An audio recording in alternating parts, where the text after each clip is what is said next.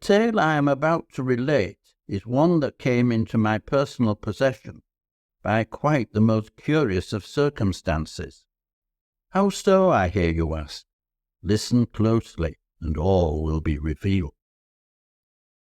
During college recess in the summer of 1913, I had been engaged to embark upon a lecture tour of North America, and, to this end, had booked passage on the SS Gigantic bound for New York. Upon being shown to my stateroom, I was somewhat alarmed to find I would be sharing it with another gentleman who was not known to me.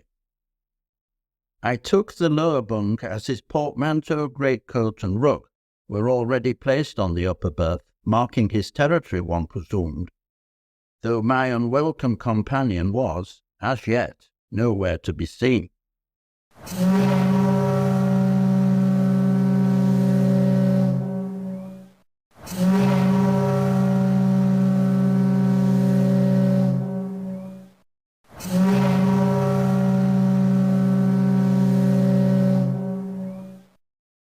The ship left Liverpool dock at the appointed hour, and I took to the deck, taking in the sea air as I mingled with the assembled throng waving their goodbyes to old England. And I wondered whether the strange bedfellow who seemed destined to share my chamber for the duration was among their number. Eventually my fellow passengers dispersed to prepare for dinner and the evening's entertainment, and I returned damper but no wiser to my shared cabin. I was to discover, upon returning to my stateroom, however, that I may have well passed him on the stairs on my way to the upper deck, for a tremendous fellow in his 30s knelt below the open porthole, rocking backwards and forwards and engaged in fervent prayer as he fingered the rosary that was clasped betwixt his large, prayerful hands. He was an imposing figure who bore the likeness of a bare-knuckle boxer. Below a head of thick black hair and monobrow, his nose was flat, but not unattractive, his cleft chin powerful, and his physique hulking. I confess I was impressed to see his religious convictions. I coughed, deliberately, to attract his attention, and was successful in that endeavour. He swung his head around to greet me, and in that moment I was met by a smile of such dazzling brilliance that it fairly took my breath away, even as I envied his dental practitioner. He introduced himself in a deep baritone. "William Aloysius Turt, at your service," he announced by way of a greeting. "But my friends call me Willie," he added with a wink. Introductions and pleasantries exchanged, my first impressions were of a gay, good-natured fellow who was likely to be jolly company. At this, my anxiety was quelled, for the time being at least. We dined together that first evening. Willie did indeed prove to be convivial company in every way, and my roommate and I quickly fell into a comfortable familiarity. After dinner, we retired to the games room, designated for the sole enjoyment of gentlemen such as we, and played a hand or two of Snap and Happy Families, before taking a last turn around deck and then retiring to our cabin for a nightcap of brandy and cigars. It was not long, however, before I was forced to admit that the sea air had quite worn me out, and, having pitched our cigar stubs out of the open porthole, and stretching and yawning, we both retired for the night to the comfort of our separate bunks. I read briefly, but, having once extinguished my reading lantern, was quietly overcome by sleep, falling deeply into its welcoming arms. I awoke with a start just as quickly some time later, however, when I felt a presence slip under the sheets alongside me in the bed. It was William Aloysius Turt, and he was trembling. "Pray forgive the intrusion," he whined, "but I suffer from night terrors and could do with the company." "Good God, man," I replied, "are your feet always this cold?" "They'll soon warm up," he apologized meekly. But why? Why do you tremble so? 'Tis my affliction, sir, he blubbered, ever since. And here he began to share his hideous tale of woe. I earn my living as a professional athlete and antiquarian, he began. An odd combination, you might think, but it sits well with me. And it had been my custom to indulge both interests by investing such free time as I am allowed in the spa town of Bath, taking the waters and perusing its many curiosity shops.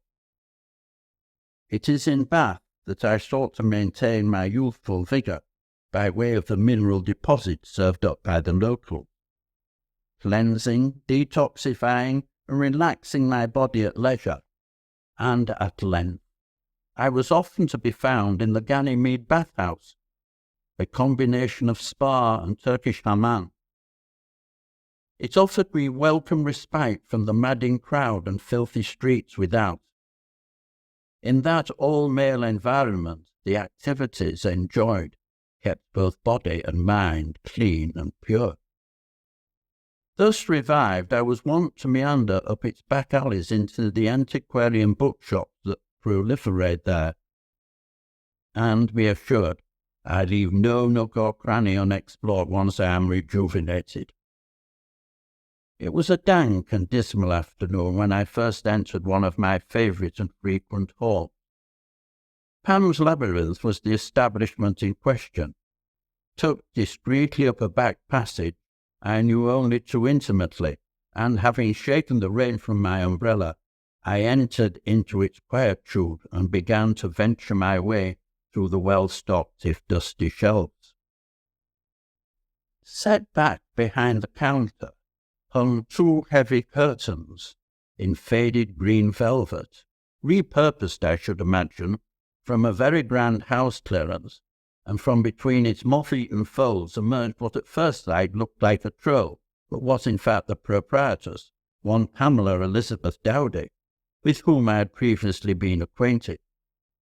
She was a petite, plump woman of indeterminate age and very little hair. She peered at me over her half-moon spectacles and asked, by way of greeting, what she could do for me this time. I inquired hopefully if she had anything special secreted away for the discerning collector, at which prompting she advised me that if I was seeking yet more photographic examples of Greek love, then I was to be sorely disappointed, as I had cleared out all of her voluminous stock on my last visit. However, my crestfallen expression must have inspired her to take pity, as she reached down and produced from under the counter a yellowing manuscript tied up with a blood-red ribbon. "'Tis the published memoir of the infamous rake Sir Hugo Eugenus," she grunted in disgust. "The one who died in disgrace in the debtor's prison at the hands of a person or persons unknown?" I inquired. "The very same," she replied, her thin lips twisted in a malevolent smirk. "Unpublished?" I further inquired. "Ah," she grimaced. "It was considered too scandalous for publication by all accounts."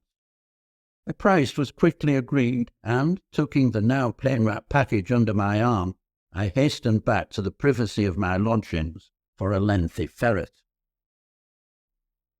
Reaching said lodgings, I scampered up the stairs two at a time, hurriedly locked my boudoir door, stuffed my meerschaum pipe with premium shag tobacco, and settled myself at my desk to read. I inhaled the rich aroma of coconut-infused tobacco fumes as my fingers pulled loose the ribbon that bound the manuscript, and, I admit, I shivered in anticipation of the prospect of reading this forbidden tome. I deftly turned the title page and read, "Whomever should read this manuscript is doomed. Doomed, I tell you. Doomed. For you will forevermore be pursued until welcome death takes you into its ample bosom." Of course, I scoffed, being a man of the physical world, and not of a spiritual inclination. That conversion was to come later.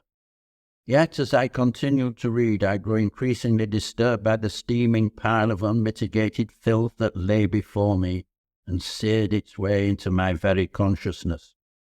Like an opium addict, I could not be satisfied with small doses, and so was compelled to carry on through the long evening and even longer night until the reading of it was complete. The first rays of morning light had broken through the curtains before, sated and, in what can only be described as a feverish state, I discarded my sweat-sodden attire and fell, naked and dripping, into bed. But there was to be no rest, not from that day to this. Eugenus pursues me through my dreams. I have no rest, no peace, no relief.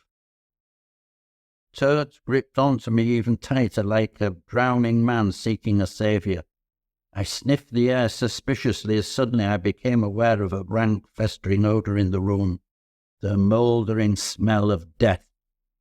And with it came the terrible awareness of a third body in the bed alongside us. It was a tight fit, to say the least. A cold, slimy, hideous figure had joined us, whose demonic eyes shone red as flame in the darkness, even as it thrust a second pair of ice-cold trotters onto our own.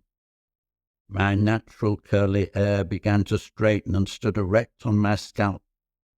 I opened my mouth to scream for fear, but found I had no voice. "There is no escape," cried Turt. "I thought if I put distance between me and Bath, I might find freedom. But there is no escape, no escape." With that, he sprang to his feet with a single leap and made a bolt for the open porthole. To this day, I have no idea how he managed to force his hulking frame through that tiny porthole. My head still rings, however, with his agonized screams and the sound of squelching. For my part, coward that I am, I clamped my eyes tight shut and collapsed into unconsciousness. Blessed unconsciousness. When I awoke, dawn's early light was streaming through the blood-smeared porthole, and I was alone. Nor was there a trace of the malodorous smell of the night before. I reported the matter to the captain, and, though fearful of being considered the prime suspect, once he had examined my nightshirt and everything that lay underneath it, thoroughly satisfying himself as to my innocence in the process, he instigated an exhaustive search of the ship. Despite strenuous and prolonged effort, no trace of my companion was ever found, nor evidence of the actual third party, thankfully. On the plus side, I was able to enjoy the rest of my journey in solitude.